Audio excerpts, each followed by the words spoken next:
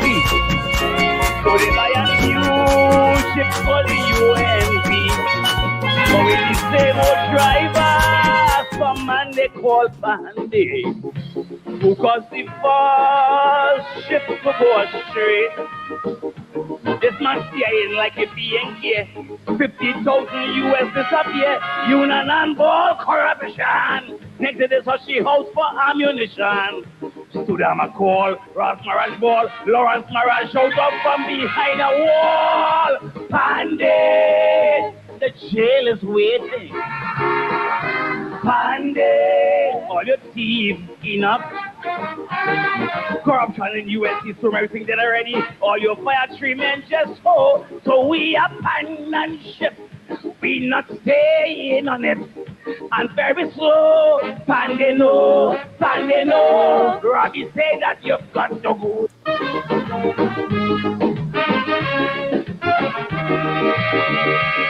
The UNC is shipwreck and leaky. So they buy a new ship called the UNP. But with the same old driver, some man they call Bandy. Because the first ship to go straight.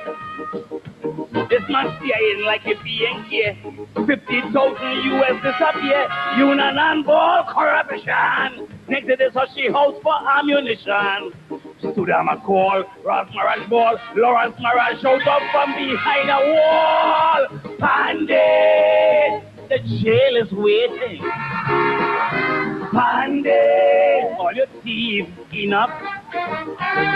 Corruption in USC, so everything that already. All your fire tree men just hold. So we abandon ship. We not staying on it. And very slow. Pandy no.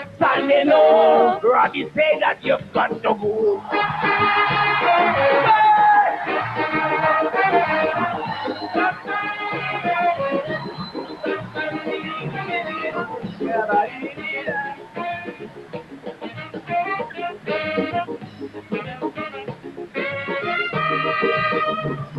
Let me remind every single quota down in Cuba, the incident with the ladder, the info deal padding and the airport scandal, pseudo racist and teacher this criminal.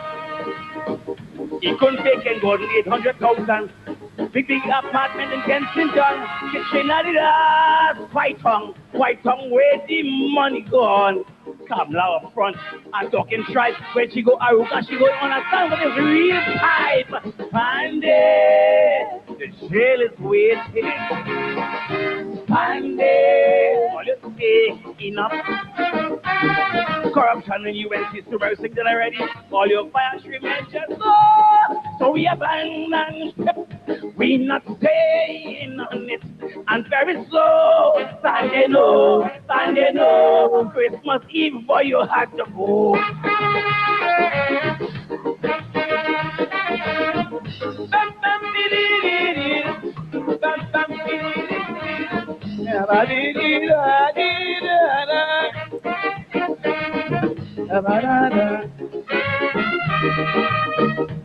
Since you in power, brother, is only bloodshed. Every day, 2 or 3 people dead. Prime ministers lived in the house peacefully. Nobody never killed nobody. Soon as you come with your big white head, Mother Sengo Griffin, I set up bloodshed. A loose cannon is at large.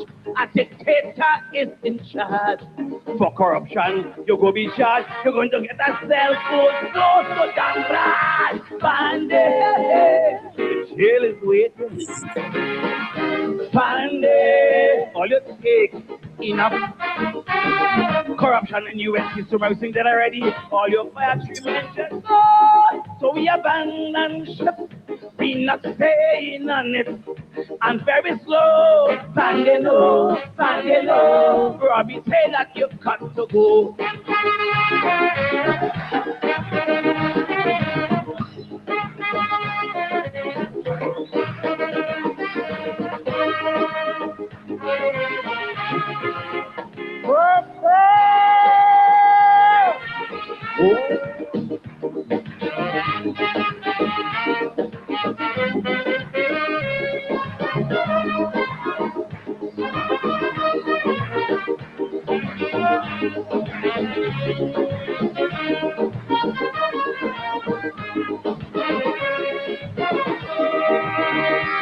When Vince Lass and Griffith crossed the floor, UNC, they support us raw. No three men leave you because of corruption. You call them names like Chakat and Nimakram. Let me tell you something, Pandy. You always want to do things your way. Ramesh was your good friend. You bring in Gillette and duck them. I find you fast. You're out of class. 6 years now, you're playing up in your mother. Pandy.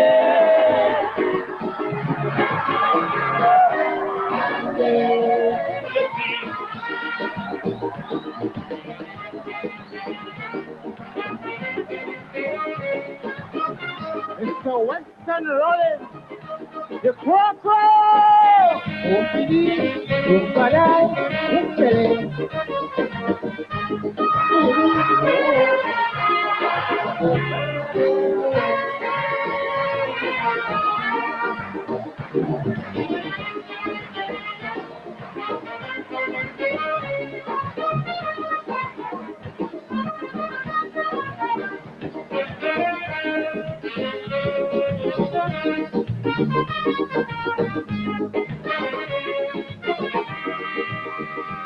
So much for people out here catching the nenen. And they went and buy 2 brand new Mercedes Benz.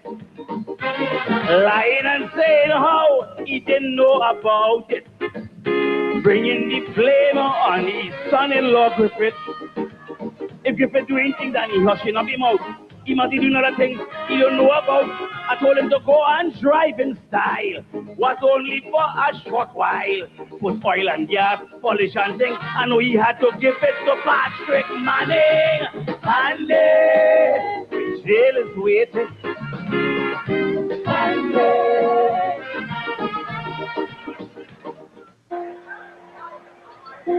If you're happy for PNM, raise your hand.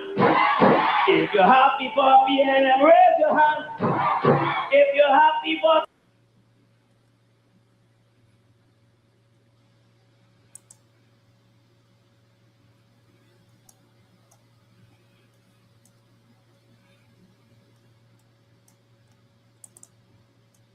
The apology. Contestant number 6. This is Croco. Rollins the Croco. And he's going to be just as powerful with They Look For That. One of the tunes that has been turning on people in the tents and creating a bit of a controversy throughout the season. Western Rollins not afraid to sing these type of topics and really turn people on or off, as the case may be, depending on which side of the fence you're on. Croco, Western Rollins singing in position number 11. They Look For That.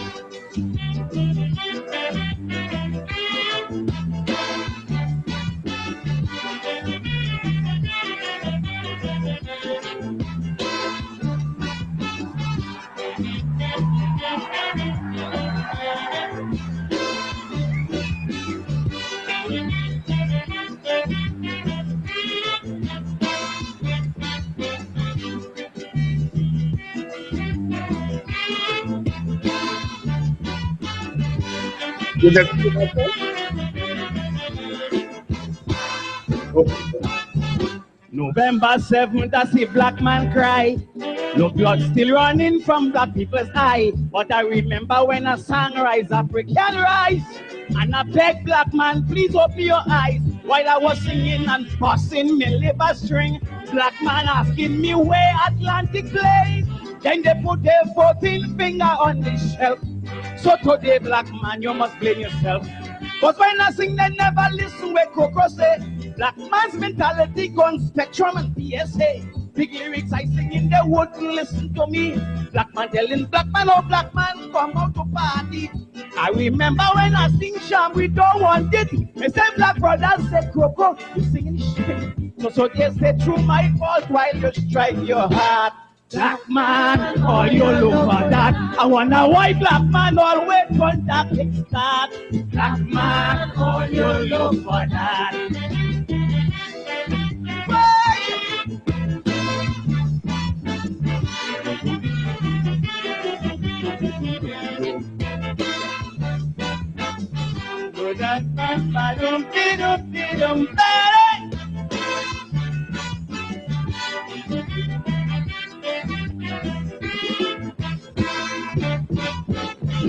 A man on a charge for interfering. Black man, all you still go and vote for him. Black man, how on earth you could condone this? Your daughter might have to work in this man's office. Then imagine this sex silver-headed pest. 12 fingers under your daughter's dress. Me a saying that Patrick should have win, sir. But even Jim Baker would have been better. All the women who went begging the other day about this Mr. Way, all you have to say concerning this thing, all you're silent and talking peace. So the office girls must be at the mercy of this beast. He was charged, so whether it is false or true, I'm concerned because I have a daughter too. I'm talking from my heart, I'm telling you. Black man, all you look for that. Why on earth black man always want that kickstart? Black man, all you look for that.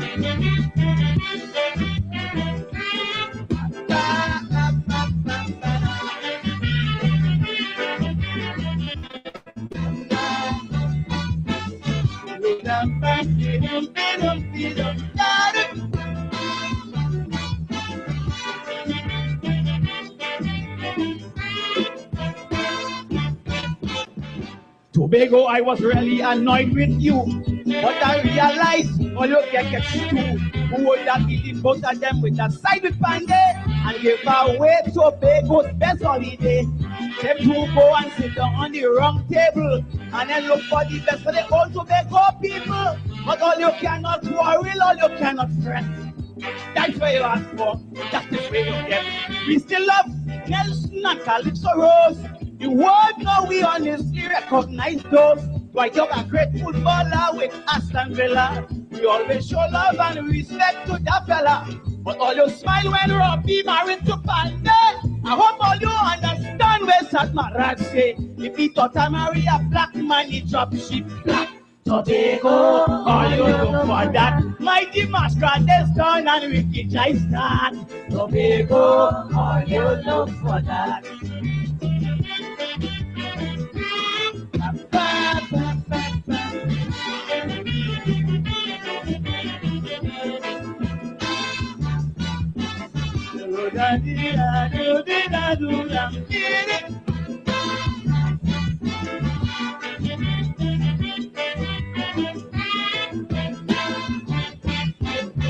Remember slavery on the plantation? Master used to use a black man to beat black man. So when I hear 17, I got a pain.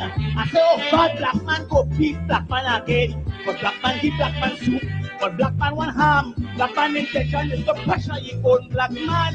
He give them soup, they say he treat them like an outcast. So now black man takes smoke carrying. Atta Robinson on behalf of the African. With 2 seats first, you had the ball in your hand. I spoke to Leroy Clark and Capra Cambon. And up to now, them can't understand where went on. You went and was knighted up in Africa. But to your black brother, you prove a traitor. If Abubakar return and the shooting start, Atta, all you look for that. And if your daughter should cross the big man's path,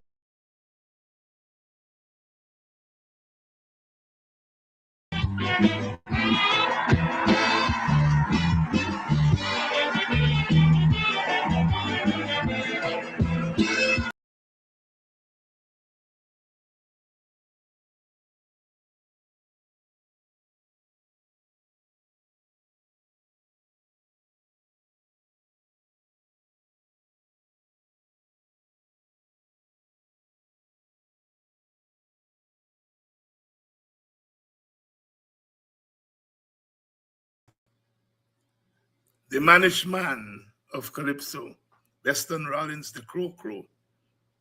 Black man, all you look for that.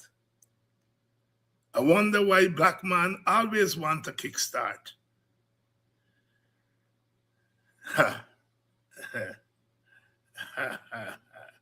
Hey, black man, all you look for that. When I'm preaching to you all you say, Dr. Enns, you're talking shit. The faces of the massacre, the murder on the IC are black faces. The faces of mass murder are black faces. And when they're ready to file murder charges, is who they charge? Black man. When I'm preaching to you all, at times you like talk too much race. He did it. He did it. The government faces of the mass murder of mainly Amerindian people are two black men. Two black men. And when they're ready to charge people for murder, 3 black men. What more you want to hear? What more you all want to see? Why black man always want to kickstart? They're beating you all down because of your race. It's all around you all. But just for a couple of penny. Just a couple of penny. Are you ready to sell your all soul? I hear the brother, as he was going into court, he said, we don't deserve this. Yes, brother, under normal circumstances, black people don't deserve what they're getting. And I will fight for those brothers. Fight for them. But black people, you all have compromised yourself. Some of you. It's emancipation. And you all couldn't hear it because the parliament didn't start, but we were in there. And I told Brother Edghill that he is a disgrace to black people. I told him. The cameras won't carry it. That on the eve of emancipation, he allows himself to go there and to lie on behalf of an Indian government. To lie. I told him that at the bottom of that ocean, the bones and the blood of millions of black people, they're there. And anybody, any race who should not lie to get anybody to go down there in a watery grave is black people. Yet a black man has become the lying face of mass murder in Guyana. When we black people are the victims of mass murder. And I told them that you all murdered 400 black people and now over 100 Amerindian people.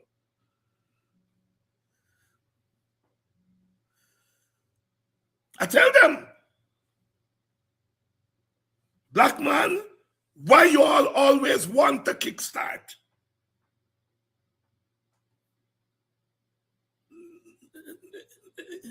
Who the charge of murder? 3 black men. What more you all want to see in Guyana? You all think it's by accident that when they build the bridge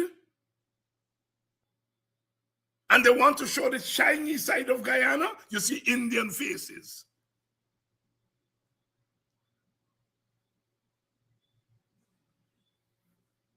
When it's the dirty side, the murderous side of Guyana, black faces, black faces. And you all wouldn't learn You all will learn, rise up and wipe these people out. They're not good for you all. Well, anyhow, that time's a stark race. And some of my brother and sister leaders don't even talk about it too. Good evening and welcome to Politics 101. I have Dr. Todd tonight and Paul Slow. I haven't seen Brother Paul here yet. Brother Slow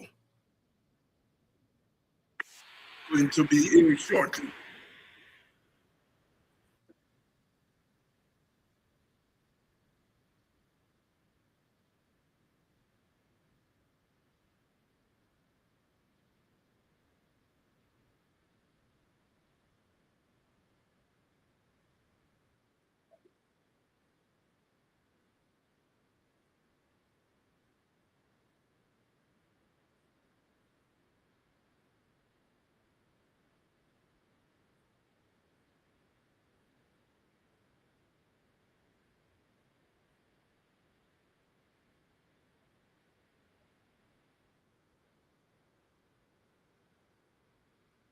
Huh? I'm not seeing them. Okay, go ahead.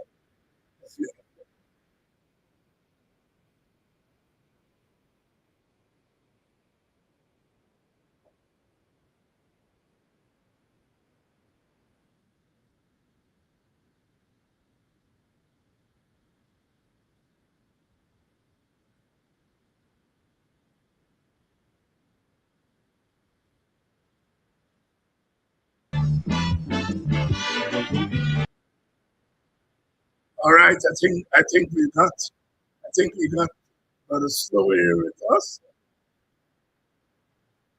That man only look for that. I would not stop telling you all that. Guyana is a dangerous place for black people. I repeat what the brother said when they handcuff you and carry in the jail. We don't deserve this. Well, of course, we don't deserve it. And if you don't deserve something, get rid of it. Don't compromise yourself with it. Not the brother who was charged. I'm talking about black people, some black people. That's why I told Edgil, he's a disgrace to black people. And I'm glad I was able to say that. The state has murdered over 100 people. And the person to lie about it, to become the face, is a black man.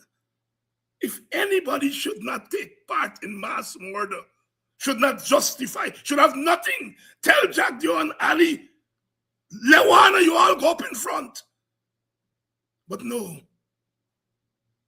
the black man push himself in front. And then when the politicians should be held accountable, they pass the blame on to ordinary workers, working people. But who are the working people? 3 black men. It's not by accident. It's not by accident that those 3 men are not Portuguese. They're not Indian. It's not by accident. Black man only look for that. I ain't stop. I'm gonna stop. I love you all, so I wouldn't stop. I have guests tonight. I got to behave myself. I have brother Paul and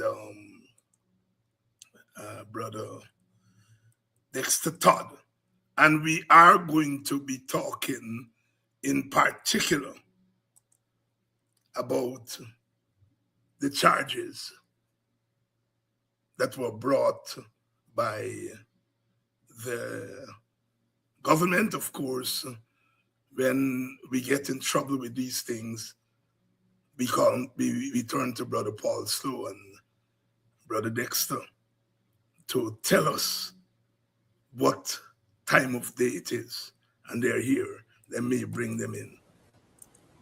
Good evening, Brother Paul.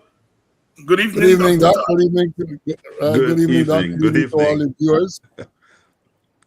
And Good evening. it's Good unfortunate evening, that Dr. we... Dexter. Good evening, sir. It's always a pleasure to be on with you on any program. I always sit as your student. That's it. All right. And what you all may not know there in the audience, Dr. Todd used to be a policeman. Yes. Yes, he used to be a policeman. Yes. And although Brother Paul is not a lawyer, is not a trained lawyer, he is what you call a people's lawyer, you know? Yeah. Doc, the correct term is barroom lawyer. We call them back in the day barroom lawyers. Oh. The lawyers, they're not lawyers, but policemen with knowledge in the barroom who would then defend and represent other members, their colleagues. So it's barroom lawyers. Barroom lawyers. Good evening and welcome to Politics 101. All of you, please share the link because, of course, tonight is going to be very, very informative. Paul, let me start with you. As a policeman, and I always tell my audience what you always tell, you're a police. You don't condemn the police as an institution. You condemn those who violate the institution, who abuse the institution. You're a policeman. When you got the news that boat capsized, as a policeman, what started go through your mind? Well, I received the news early this Sunday morning. That would have been Sunday, the 19th, I think it was. I received the news early in the morning. I got up and decided to check news, and I saw it. And the first thing came to my mind is about survivors. Because when they said that the boat capsized, I was thinking about the survivors.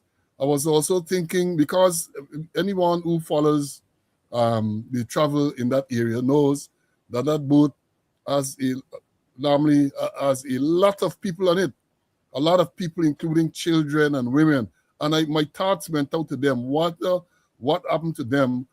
And wonder if the rescue operation was speedy enough to make sure that those persons were saved. That was my first thought. You heard it there from Dr. Paul Slow, honorary doctorate here tonight.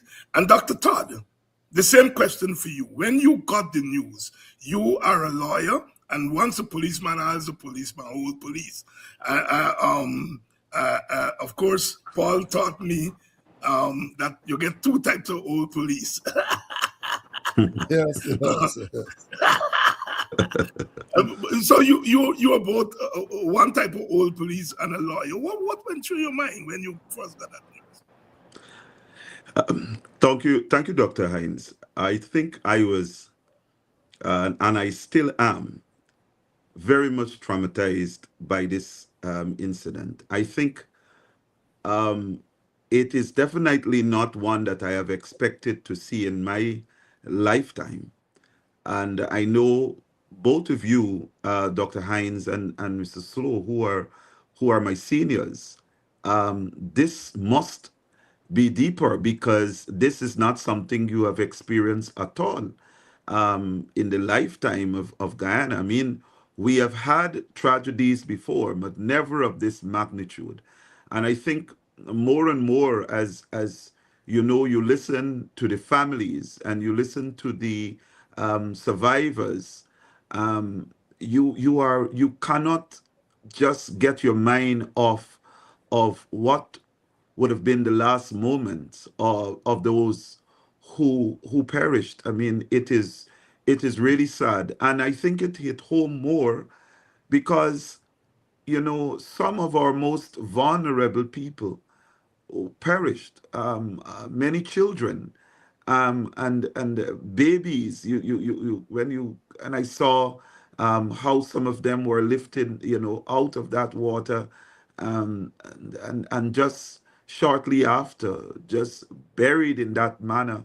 My heart continues to bleed for them. So I think a sense of real deep grief really got a hold of me, looking and experiencing this in my lifetime. And I can only imagine what the others are feeling, especially those who have lost an entire family.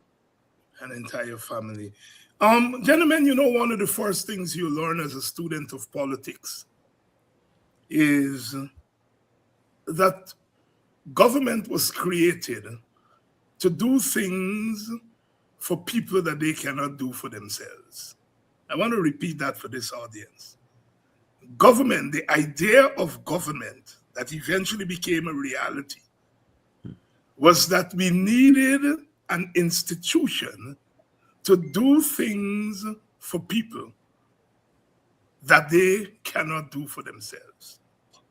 And that is why if you examine the constitution of any government, whether it be central government, local government, other forms of government, those constitutions always have a clause that one of the main functions of government is to look after the welfare of the people. Government do a lot of other things, but the welfare of the people. I want to go back, Paul, to the reason we created government, to do things for us that we can't do for ourselves. And the government then create institutions to carry out that functions. Institutions such as the police force, such as the army, such as the civil service. And so therefore, when disaster strikes, at the magnitude at which it struck us these last 2 weeks, ultimately, it is the government that has to take charge. It is the government that has to take responsibility. The buck stops at the government. And I think you all know where I'm going with this, because it looks as though this government is trying to get rid of its own responsibility as government. Individuals or families, when tragedy strike, they are not the primary stakeholders here. They are not the primary actors. The primary actor is the government. And so, Paul, I want you to do for us something that you are extremely good at doing. And that is to trace for us the footsteps of the government from the time that tragedy happened to now, and tell us whether those footsteps were marching in step with the responsibility of the institution of government. And my young brother, you, because you're young, you got more time to think about the question than Paul. Well, first, Doc, let me say it would appear that they were indeed marching, but they were marching in slow time. They were doing slow marching at a very slow pace. Because when and let me say this, I have a background, apart from the regular police arrangement. When I was there in the operations, heading the operations department, we had regular meetings to deal with disasters, right? They were, at the time, it was the Prime Minister chaired, Sam Hines chaired those meetings. And coming out of that meetings, we had what we call a disaster preparedness plan to deal with disasters in the air, to deal with disasters on the sea, to deal with any kind of disaster. And responsibilities were allocated to the various agencies. For example, I could tell you that the police were responsible for any land disaster. And when we say land disaster, it sometimes included a disaster, because we recognize even though the disaster might occur in the air, it ends up on the land, right? So we had those things, and we had regular meetings, and we put together emergency responses. And not only put it together on paper, But then we had exercises, whether it was tabletop exercise, whether it was an exercise as the Army would call it, exercise without troops. But we went through the thing. We went through. And you can recall, many of you might recall years ago, you even had exercise simulating crashes and so on at the Chedijagan International Airport, where you had to respond in a certain way. And that was a requirement.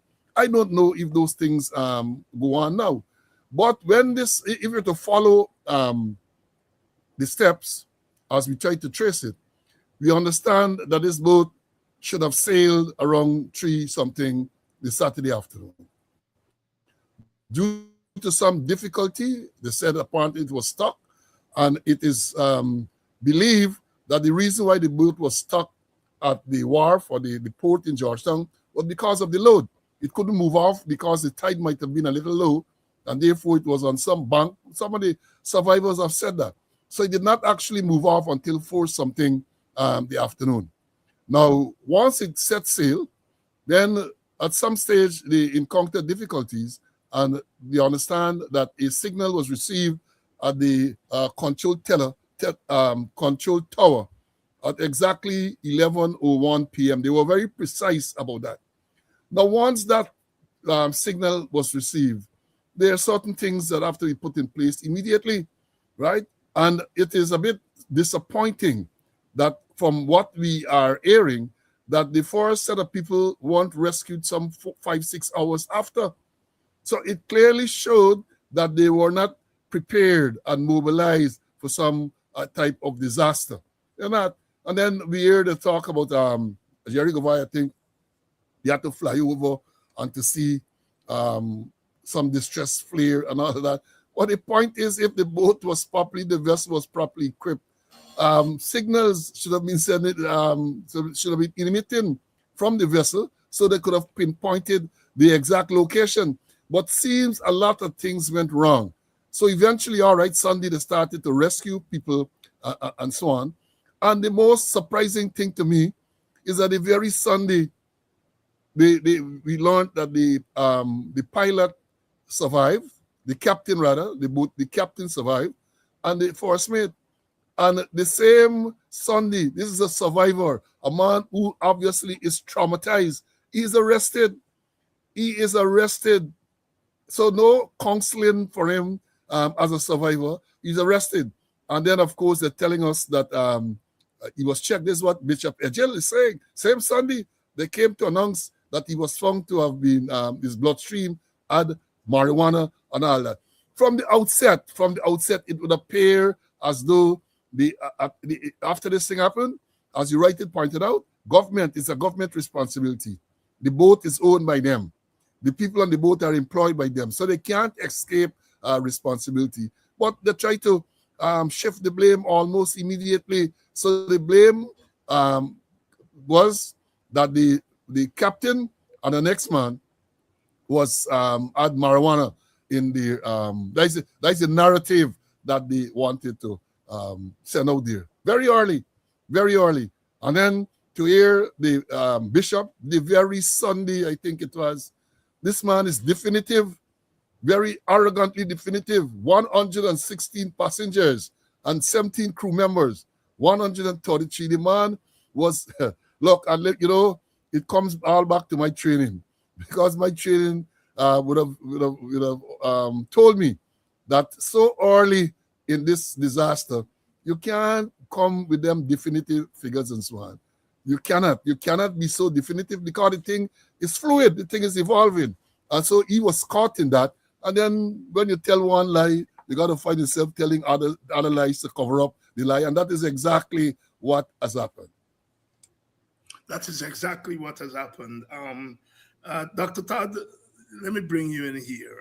You know, one of the things we always hear is the average Black person want to go study law, they want to go study sociology, they want to go study literature, and they want to go study politics. Now, they mustn't study them things, but they must go and study what other people studying and so on. And I'm deliberately, in my own way, I'm deliberately quoting that, Because I said at the beginning that when something like this happens, the government becomes the primary actor. But another primary actor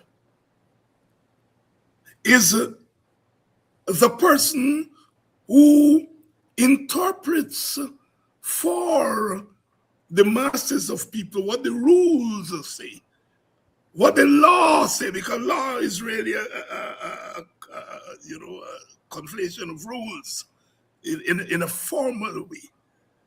And so I want you to talk to us here as a lawyer. What went wrong? Because obviously, as Paul said, the violation seemed to have started before the ship left port. So here is where I want you, as a legal scholar, because you're not just a lawyer, you're a legal scholar. It's a rare species.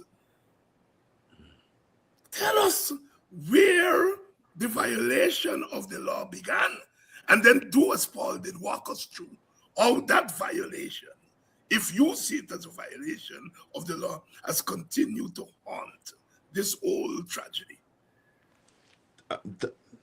Dr. Hines, I would wish to begin from the point to say very clearly that the MV Barima boat is over 80 years old.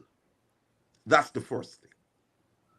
So we are not dealing with a boat which is equipped and with all the modern facilities, equipment, etc., to deal with the eventuality of a mishap. It's a very old boat that for years the decision was taken to get this boat off the water. They use fancy term, my seniors, as seaworthiness.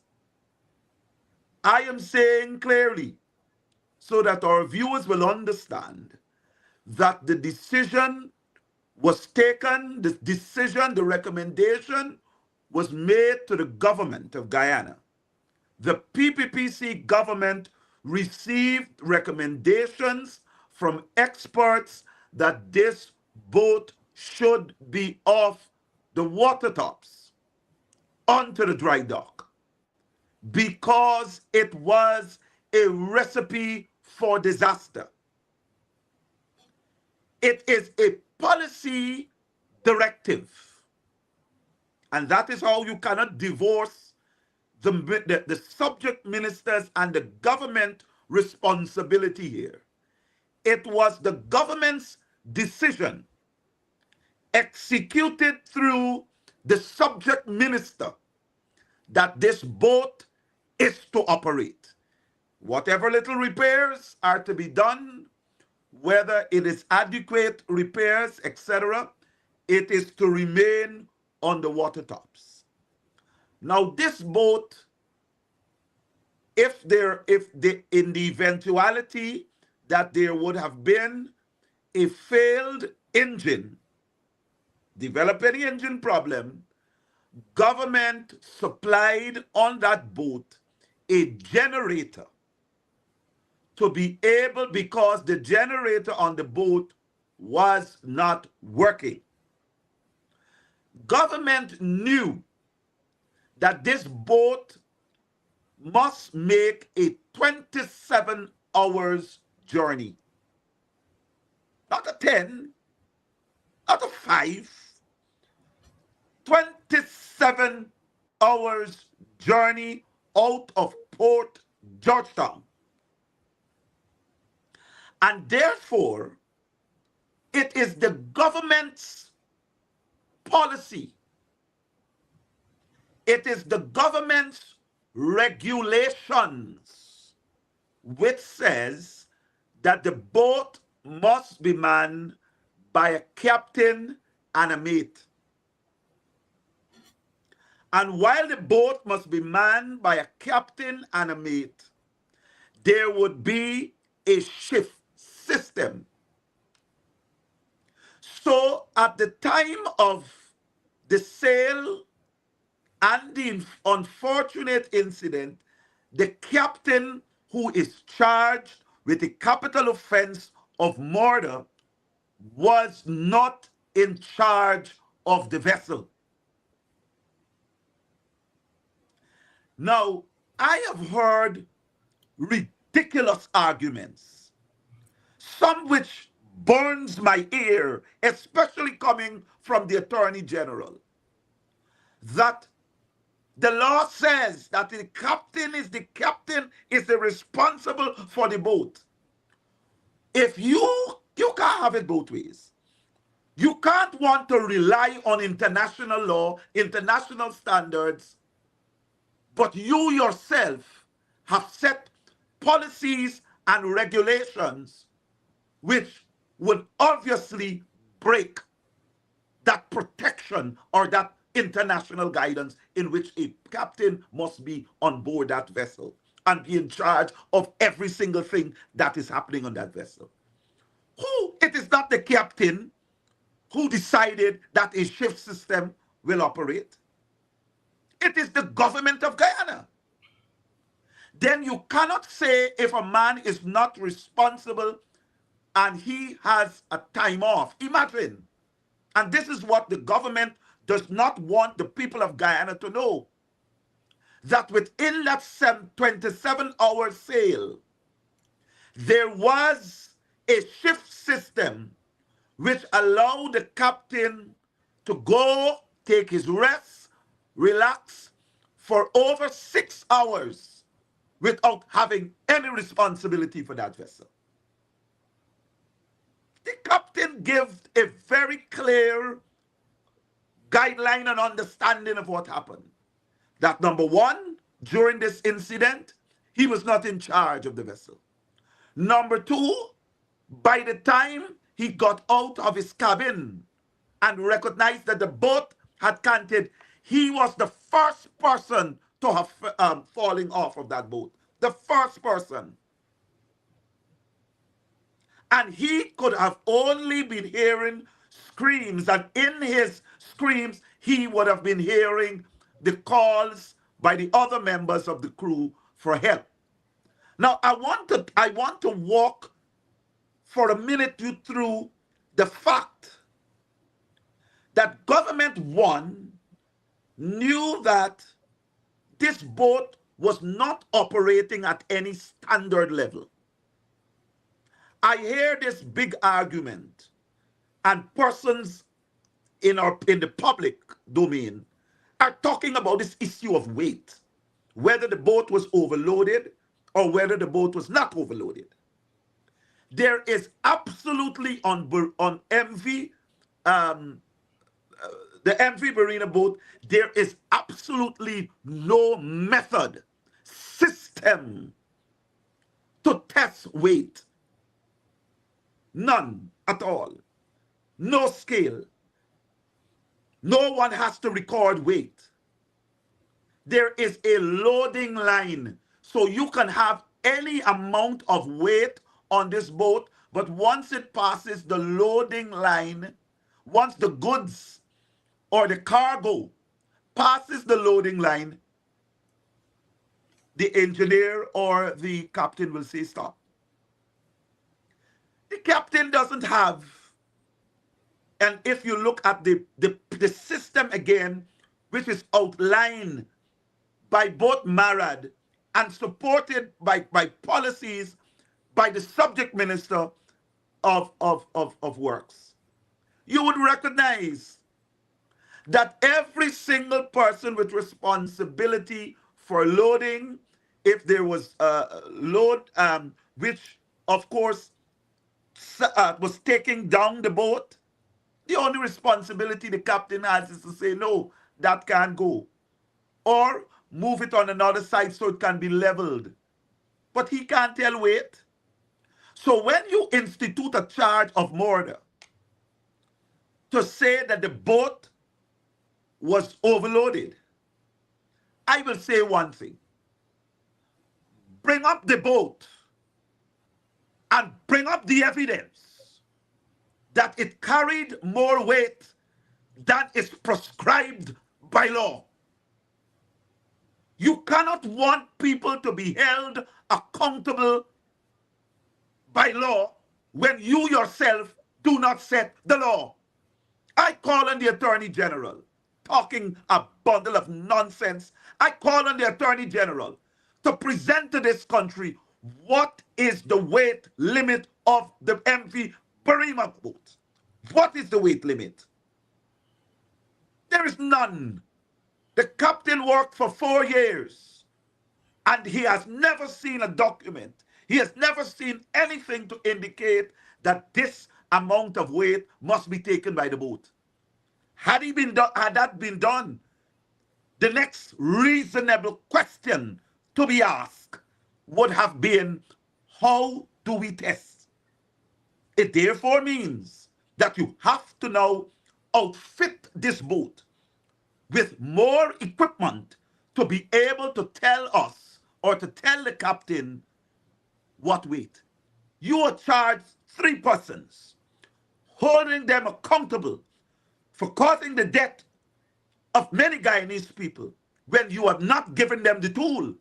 And that is why the government cannot divorce itself.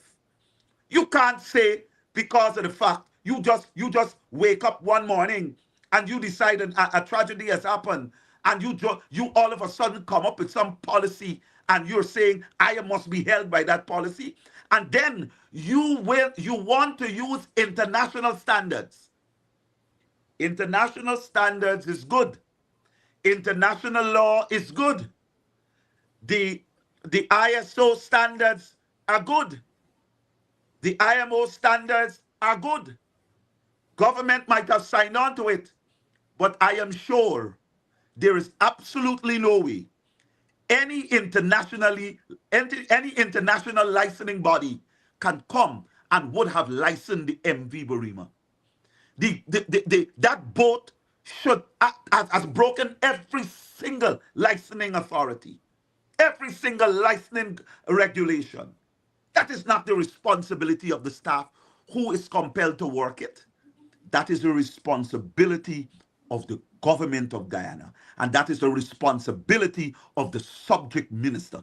That is the responsibility to be proactive. The likelihood that there is high winds, and this is some of the proactive nature we're talking about the government. You know, just the other day in Venezuela, there's earthquake, there is high wind. Countries are experiencing high wind, but you don't take into consideration that this boat is not equipped. It's not a modern boat. They brought in big party boats, and you see all the modern outfits of these boats.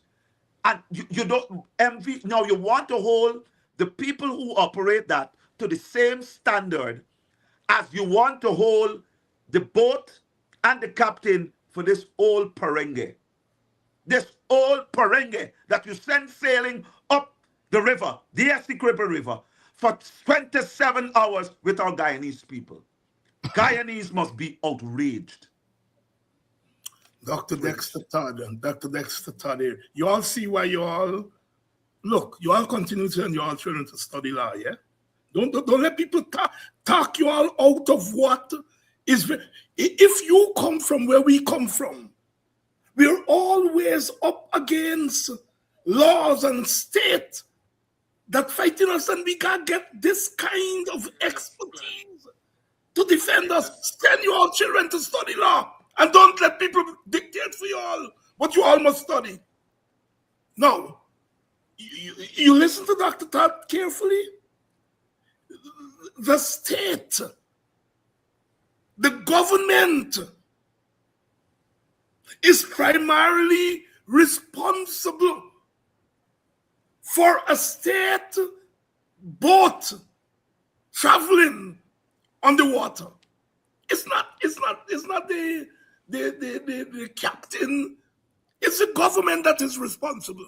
Now, let me go to you. Let me come to you, Paul, because I think only you could answer this question.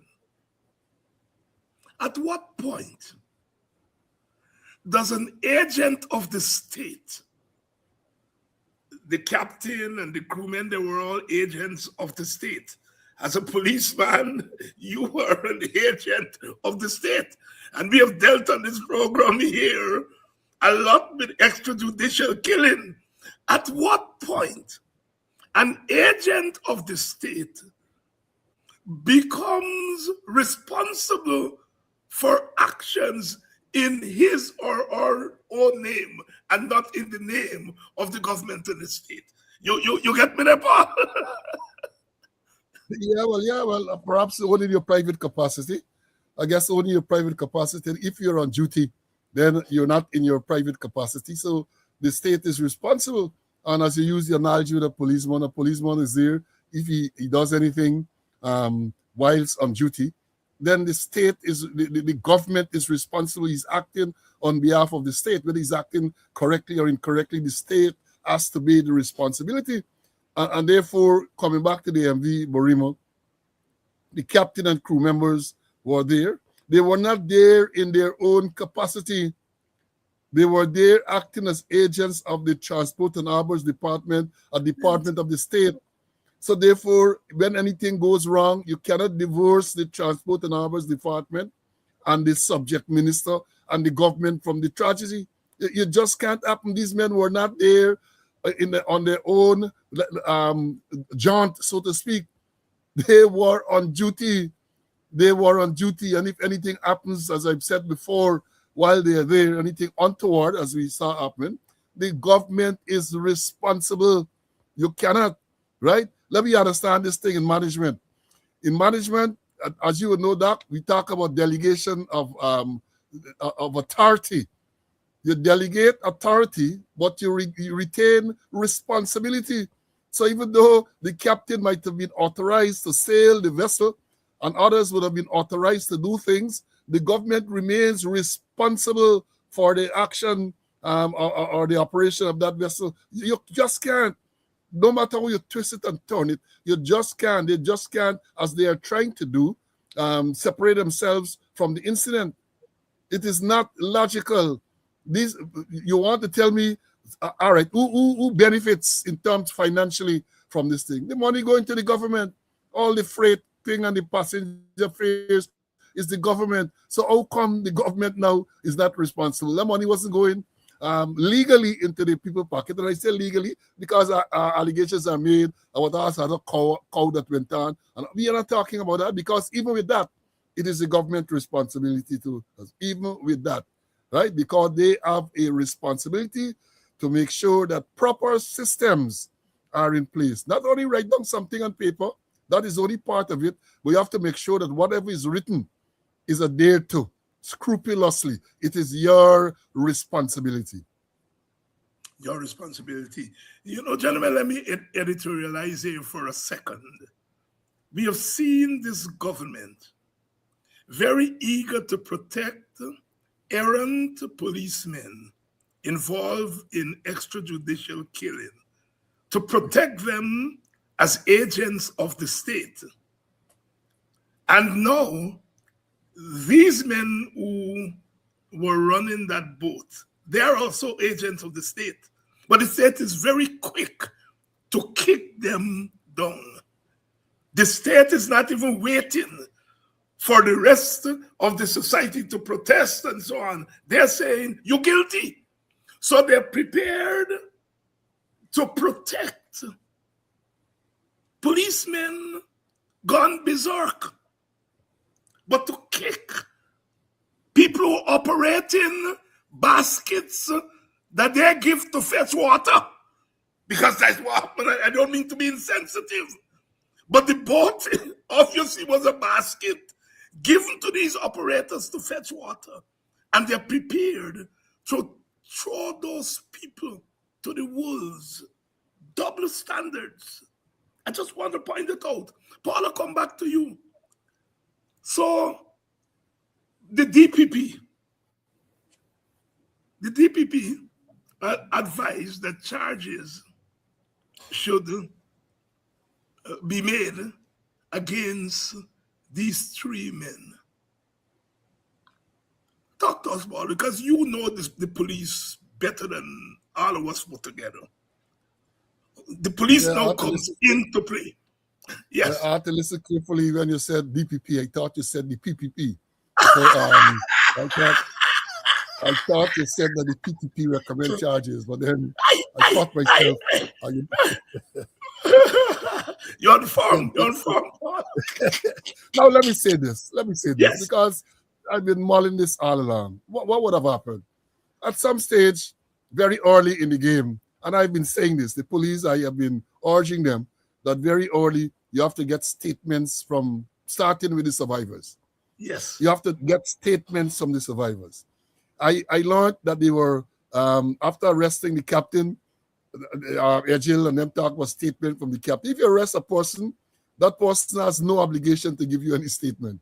Because, and then the question was asked, and I had to compliment Leroy Smith for asking that of the Prime Minister on Friday. When these men were arrested, the captain in particular, what offense did you put to them? What were you arresting them for? Right? I don't think that was ever answered. So the police would have started to take statement. I suspect they would have started initially with the survivors and then other people, maybe the people at the loading wharf, and you would have taken statements from them, right? Police also has a responsibility that once bodies were recovered, they have to make sure that those bodies were identified. That's police work, because there's the people who are investigating. You are going to make sure that the bodies are identified by the next of kin. You have statements from the next of kin too, because they don't just go and say, well, this body is so and so and so. You have to get a statement from them. Now, at some stage, when you collected all of those statements, right, a file, you prepare a file, and that file is taken to the Director of Public Prosecutions to peruse and to give guidance.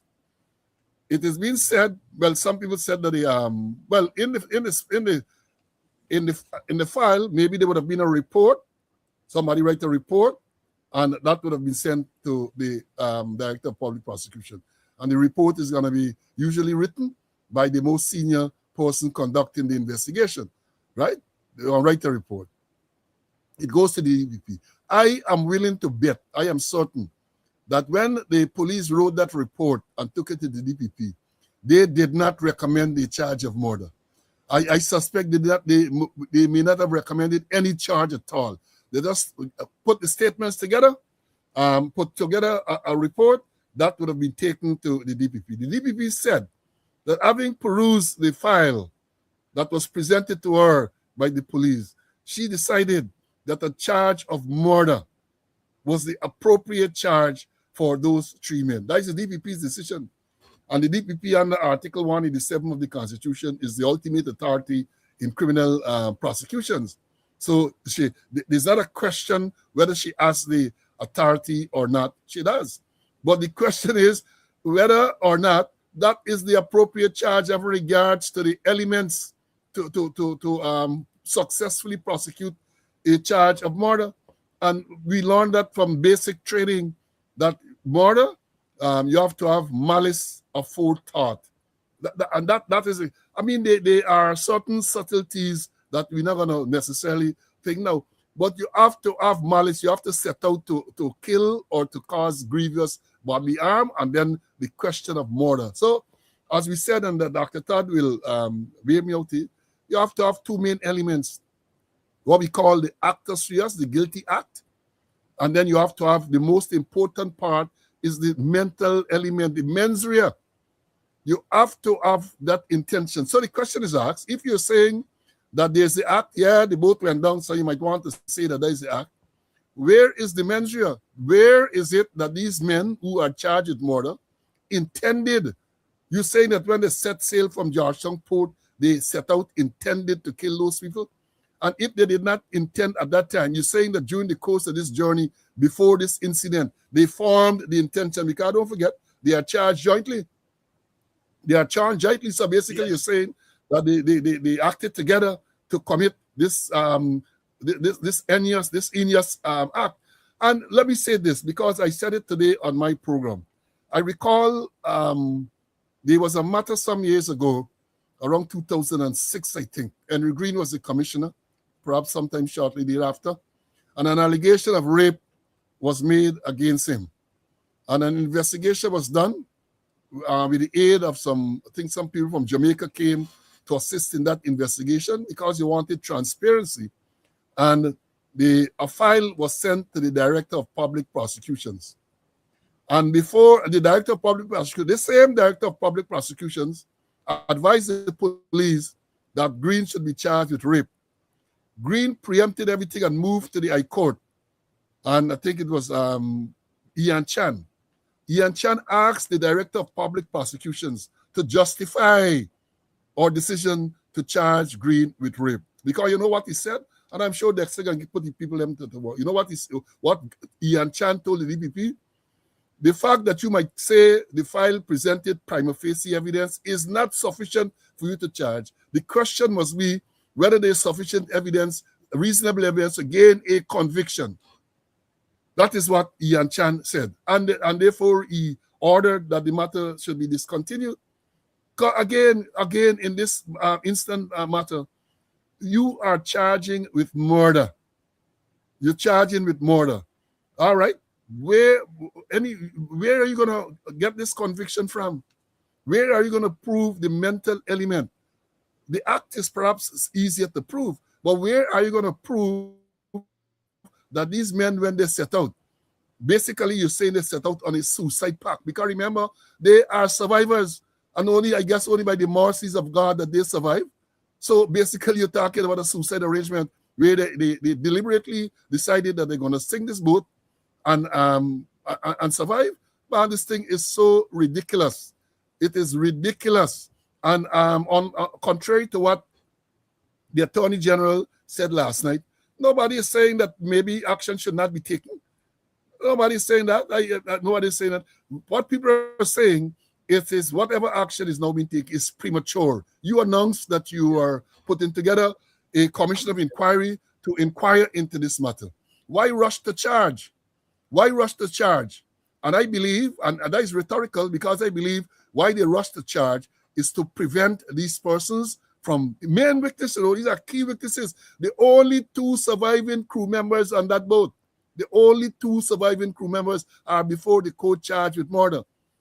So therefore, you're shutting them up. You don't want them to go to this this commission of inquiry, because I know any good attorney, even if they're asked to go, or even if they're summoned to go to the commission of inquiry, can advise them not to say anything. That is a constitutional right, not to say anything. So they really don't want to get to the bottom of this. And I said this before I take my leave at this juncture. You're charging with murder. You have already done so. They are charged with murder. They have implied that the boat was overloaded, because that's the only reason why they would have charged the goods superintendent. The goods superintendent was not on the boat. So you can't say he's responsible for sailing it into this wave. He was not on the boat. He was responsible for loading. So if you're charging him with murder, you are implying, right, that the boat would have been overloaded. Now, where is the evidence? The evidence below the sea. And you're saying that you're not going to bring it up. You're not going to bring up this evidence that is key evidence. The wreckage is key and crucial evidence in this matter. I don't know where these people are, their legal training and all of that. And maybe it's not legal training, it's just the political training. It's the political leaning. Yes. Right? It's the political leaning, because these things make absolutely no legal sense. First of all, Dexter, I got to tell you, last night, I had a good laugh when you said that the police legal advisor, Mandel Moore, in reading out the names of the victim, the man called out the 72 names, right? And then said, others are known. The people are charged. Jesus, where are we? The people are charged with 72 counts of murder and murder of others who are unknown. So I guess the unknown would be the 5 people they say that have not been identified, as well as an unknown amount or unknown number of persons who perished, because I said repeatedly, and I'm repeating it here, and I want anyone to come and debunk this. If you did not know how many persons were on the vessel, you cannot know how many are missing. That is basic, simple common sense. They don't know how many persons were on the vessel. Agile told us initially 116 passengers and 17 crew, which is 133. And then since then, the figure changing. So they don't know. You don't have a proper manifest. You don't know how many persons were on the boat, because people will tell you that even the little manifest they have from people buying ticket and maybe booking online and so on, people just walk onto the boat, pay money and walk onto the boat. So they are not listed in any manifest.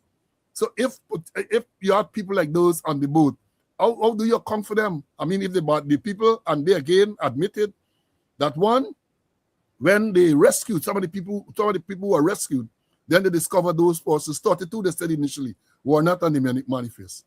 And then when bodies were recovered and identified, they told us that some of the persons were killed, who died and were identified, were not on the manifest. So it's according to the talk, it's a hell of a hobble. They don't understand, they don't know what is going on, and all what they're trying to do is to deflect and to deflect and to deflect. That is what they're doing all the time, and that is why these three men are charged with murder. Again, let me emphasize, they are charged with murder, not negligent homicide or anything, manslaughter or anything. They are charged with the capital offense of murder. Let that sink in. Dr. Todd, there's a lot for you to really comment here. Thank you very much, Paul, for walking us through the intricacies of this thing. You know, I commend our people for using social media as a form of education, as a form of information gathering. But we also have to be very careful about how we dissect and analyze some of these phenomena, because we could find ourselves not intending to dance to the narrative of the government, but end up there. And I see a lot of our people get tangled in that. Well, the men were singing, yeah, at least they should be charged, and so on. That is why we have exports. That's why you all send me to school. That's why you all send Paul to all them big institutions. Not just, he wasn't just a traffic policeman, he was a student of policing. And Dr. Todd, who was a police, has gone on to become a student of the law. Because there are things that these professionals who study this thing can do, is that you just think, if I am a schoolmaster, a headmaster, and the school building is shaky, and one day the building collapses, and God forbid something happened to the students, then the headmistress and headmaster, based on this methodology, that if the headmistress or headmaster will be charged for murder. You see what they're doing? And the logic is taking them there. Dr. Todd, there's a commission of inquiry, as Paul said. So the issue of premature charges comes in. There is the issue of what charge. If at the end of the day the commission says so, what do you charge these men for? Is murder the appropriate charge? And thirdly, are these political charges rather than charges that are consistent with the law? Because basically what I hear from you and Brother Paul here tonight is that the PPP is turning the law into an ass. Now, sometimes the law behaves like an ass on its own. But in this instance, it seems to me that the police is turning the law into a political ass. So the law as political ass, the law as premature action, and the law has been confused as to whether crime was committed, and if so, what kind of crime is committed. Talk to me. Dr. Todd, you might be muted. Thank you. Yes. You know, Dr. Hines, we as Guyanese have accepted. Can you hear me? Yes, we're hearing you now. We have accepted mediocrity so much in this country. As a nation, we remain as a broken, battered set of people that we don't even recognize no more when we are being silenced. Now, and I am using that in a general sense to say we have not even, and we have failed as a country to even hold our judicial system and officers to the highest standard. We have failed to hold our police force, which is the only or the primary law enforcement agency in this country, to high standards. So we accept the level of mediocrity, and we say to ourselves, we quickly fall in a bracket to say, well, it is the captain who is responsible. So, murder. Mr. Shaw went through very correctly on the side of the law to identify that if you are going to charge with murder, you must see from the preliminary stages, by reviewing your statements, the evidence which will lead you to institute that. You are saying that these three men acted in concert. They acted jointly. They held one mind. They held one intention. And that intention was to kill or to cause grievously bodily harm to the people. So that even if you go down the line of introducing another element, calling act or omission, that by virtue of them failing to do something, it caused the death of persons, then rightly so, all persons and all the case laws have gone down the line to say manslaughter. Now, the men, when they were held in custody, the offense which was put to them is that offense of manslaughter. So in the books, in the police record, it is recorded that they were arrested and an allegation of manslaughter was put to them, which they all denied. Now, you move to a case, and I have explained this on two occasions, that in evidence, there is something called, when you're dealing with witnesses, competent witnesses and compellable witnesses.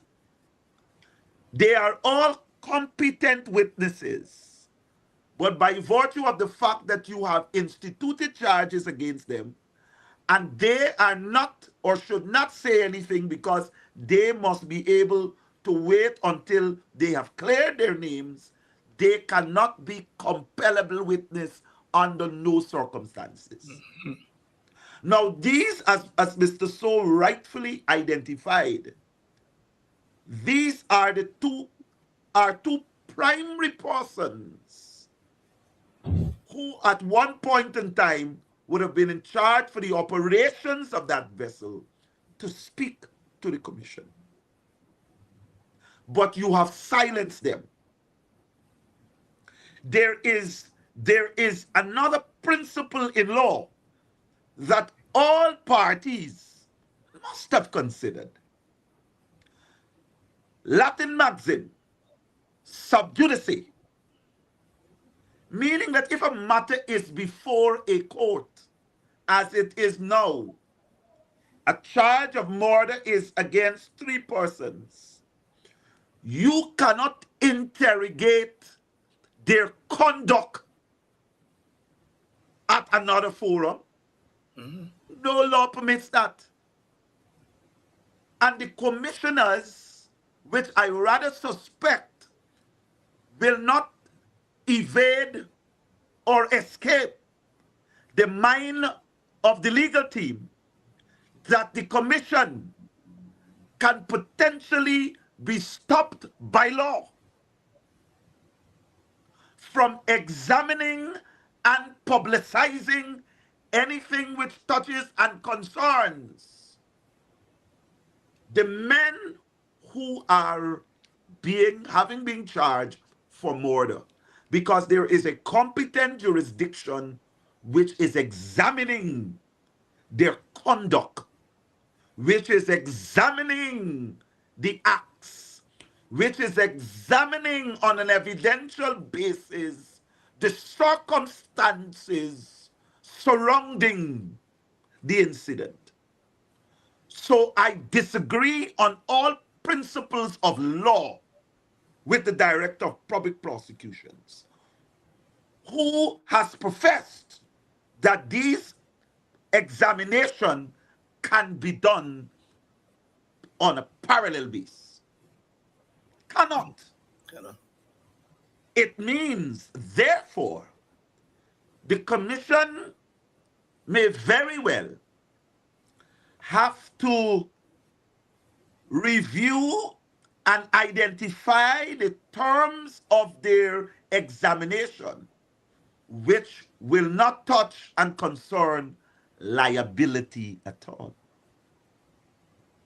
Now, if the commission is allowed to do that, invariably, the government is setting a commission to come to a conclusion that no one sitting in government was negligent, and negligent to the point of criminally liable. No one. And that is why this is a calculated approach by the government of Guyana to control not only the narrative, but to control the potential findings of a commission of inquiry. Because there are going to be parameters in which they cannot go over. Because you cannot fight and contest another jurisdiction like a core competent court of law. Then you can't be examining and calling all sides of witnesses publicly to talk, which can have a negative publicity, which can affect a jury trial if the case gets that far. So there are potential dangers legally, which this government, being properly advised, ought to have contemplated that this is not only a premature act to institute charges, it is also affecting the outcome, the likely outcome of a commission of inquiry. You can't only look by regulation, because if you are going down the line, and it is not something that I am fathoming, I am making up in my head. It is part of the brief facts of the prosecutor, which outlines that they would have failed to do certain things. Then if you're going to go down that line, then you actually are going to be able, you have to establish the issue of regulations. What is it that they failed to do? Then if you're going to say what is it they failed to do, who is the people to come and say whether they failed to do it or not? When they are the only people, when the boat has a two-deck and passengers are likely on the bottom floor, and the crew is on the top floor, no passenger can come and say what is happening on the top floor unless they were in restricted area. So when you look at it, you're not making any attempt to bring up the evidence as you want to talk about weight and you want to go to a commission of inquiry.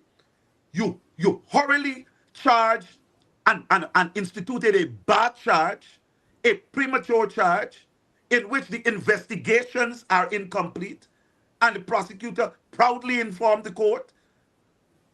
So the director of public prosecution did not even have the benefit of looking at the totality of the potential evidence or evidence in this matter. But yet still you hurry to charge the people. And you hurry to charge the people only on the basis that you believe that this should be the charge. So when you look at it, and I'm telling you, Dr. Hines, you see, Monday coming, when they are going, because I made sure I articulated very strongly, and I was able to persuade the court that there must be preliminary disclosure in this matter. And the court ordered that Monday, the 3rd of August, that preliminary disclosures must be made. I will make public every single evidence, potential evidence, or not even evidence, the statements that a director of public prosecution's office looked at to say go ahead and charge. I will identify it. And I will say, how is it we're all have been very sensible Guyanese watching what is playing out here. How can you charge? How can you charge? It is a wrong charge. It is a bad charge. You are not even cooperating. You are more putting the men in a state of depression and psychological trauma. You don't want the truth. It makes me wonder, why is it that government does not want the truth in this matter? I am still trying to find that out.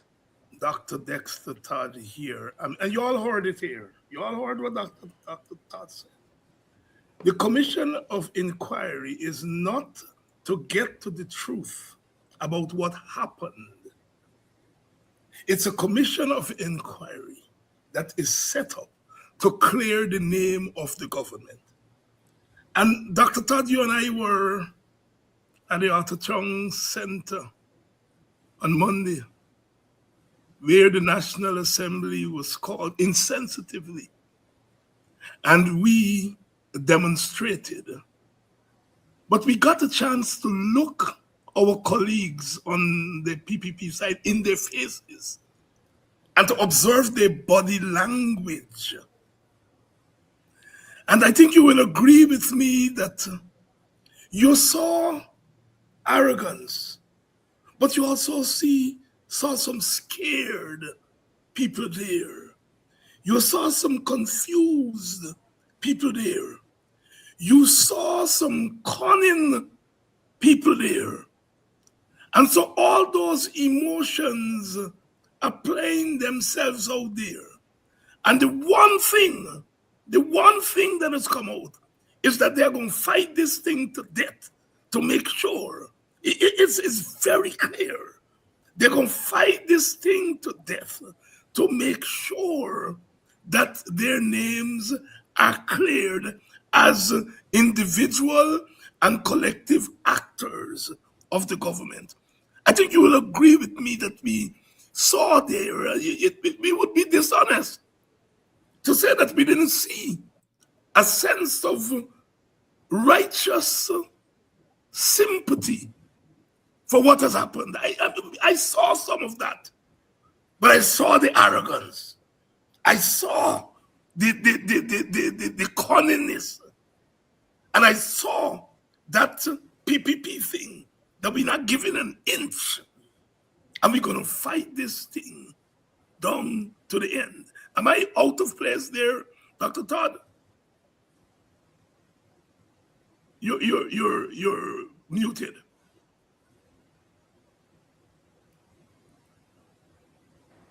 Definitely not.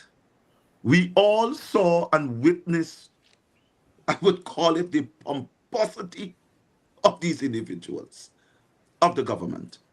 We saw it. We saw clearly they're not sincerely interested in healing of this nation while we all mourn.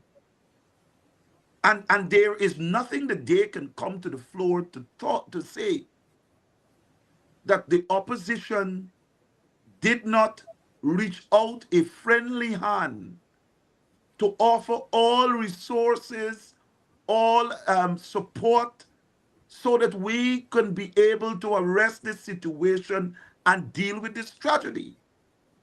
But we saw it. Dr. Hines and Mr. Slow, we saw it when we turned up there on the Sunday at the Humanayana. The gates were open, and as soon as the opposition members came to the Humanayana to enter the gates were shut. The police all gathered by the gates and directed that we not enter.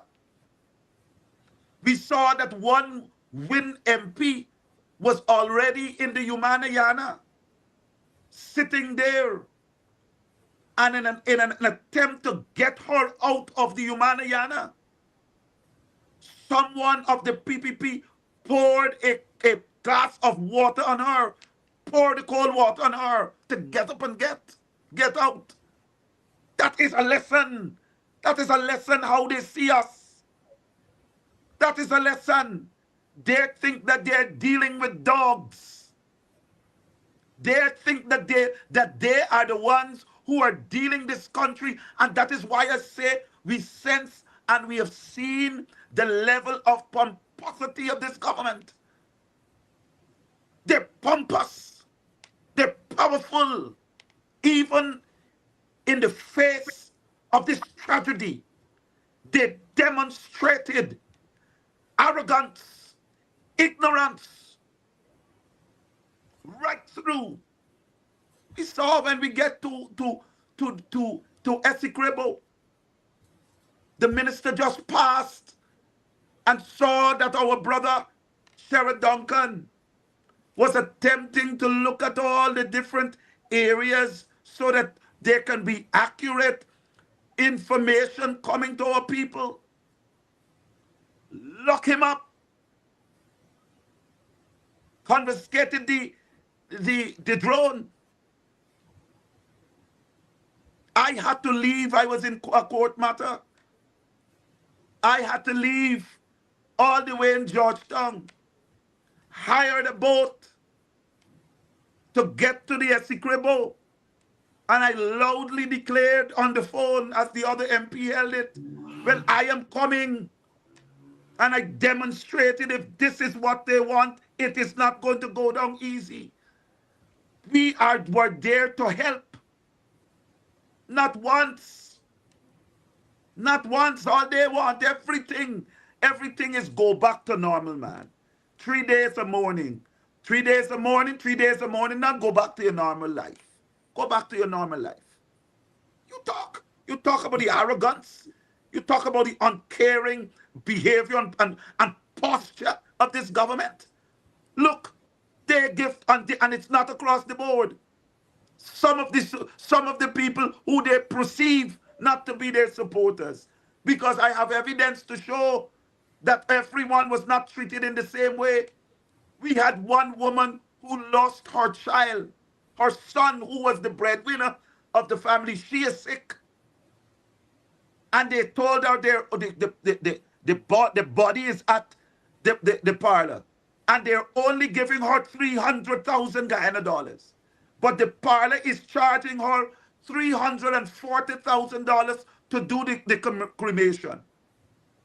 Then they made an arrangement with the parlor And they told the parlor, we are not paying for the service.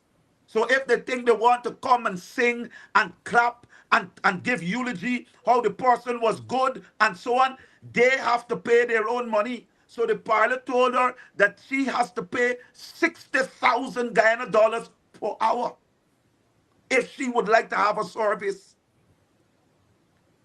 Then she pleaded with the parlor. The parlor said, listen, we were given a particular date that the cremation must be done. So it must be Monday. She is saying, well, he was the only family member I have in Guyana. I am sickly. Some of them said that they will spend their own money and they will come in. I'm begging you for 2 more days. They said no. They said no. They will have, you could probably let them look at the ashes, but no. That woman couldn't walk properly, my seniors. And the only way the car was taking her home, the only way she stopped at my office. She couldn't even walk into the building. She sat right outside my office at the gate crying. When I heard the news, I went out to her. I said, what is happening? I could not believe that was a mother, or that is a mother who's mourning the loss of her child in this tragedy. And that is the treatment she's getting. I had to put her in my car because I was leaving for a meeting at Congress Place. I had to put her in the car and call the Congress Place, organize and activate our social services group immediately to take her back to the parlor. They took her back to the parlor, and of course, you know, they let the parlor have it. But immediately it was rectified.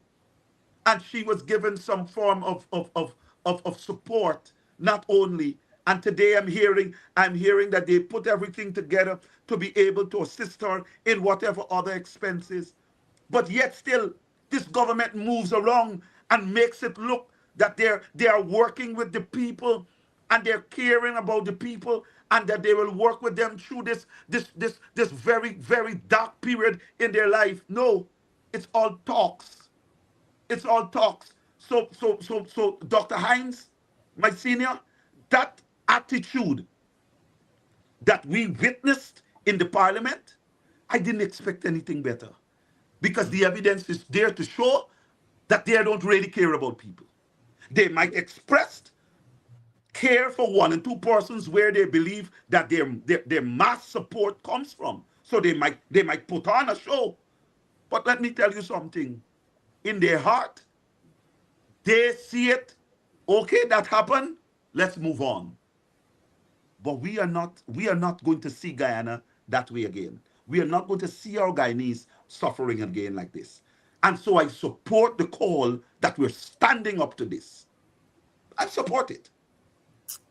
Paul, you know, I've heard all the interpretations. Dr. Hines is a breakdown of morals.